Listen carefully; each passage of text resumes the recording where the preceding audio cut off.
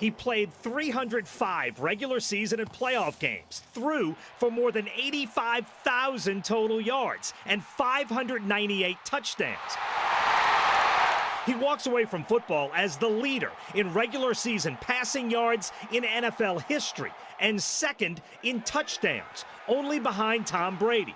He led the Saints to their only Super Bowl championship, and he was that game's MVP. He is a surefire, no doubt, first ballot Hall of Famer, one of the greatest players of his era, and one of the best in NFL history.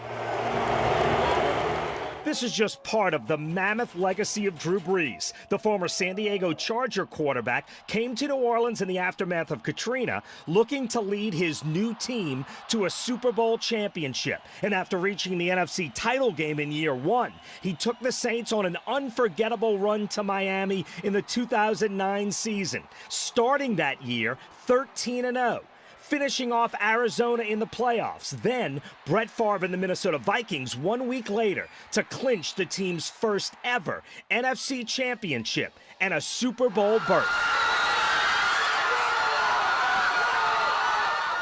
You know, we had a goal and we had a dream back then, and it was to have this opportunity to go and play for a Super Bowl championship, and it feels great. After a fun week of work in Miami, Brees and the offense woke up in the second half of Super Bowl 44, and he led the Saints on a fourth-quarter drive for the go-ahead touchdown and two-point conversion that put them up for good. The Saints hoisted the Vince Lombardi Trophy for the first time in the club's history, and once again sent fans onto the streets to celebrate their team winning it all. Then toasting them as the King of Bacchus a week later.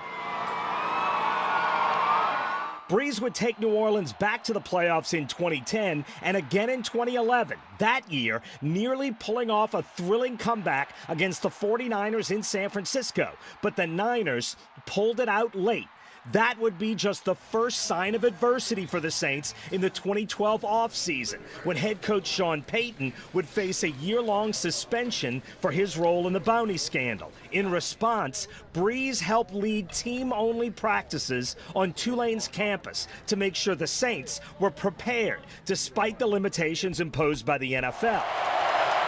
The Saints struggled to find a new identity from 2014 to 2016, but then the great draft class of 2017 revitalized Brees and the Saints. Since then, New Orleans has won 49 games and lost just 15.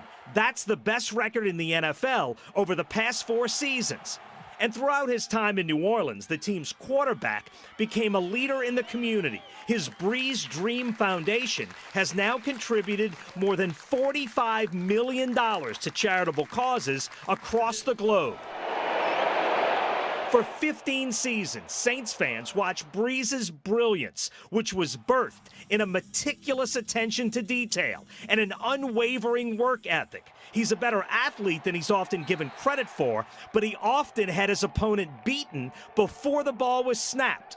Before Drew Brees arrived in New Orleans, the Saints had won exactly 1 playoff game in team history. Brees won 9 in black and gold and 142 regular season games. 151 total wins is not only the most of any quarterback in Saints history, it's more than number 2, 3, 4, and 5 on the list combined. Let's go. He changed how the nation saw the Saints and in many ways how they saw the city. And he leaves the game without a doubt as the single greatest player in Saints history.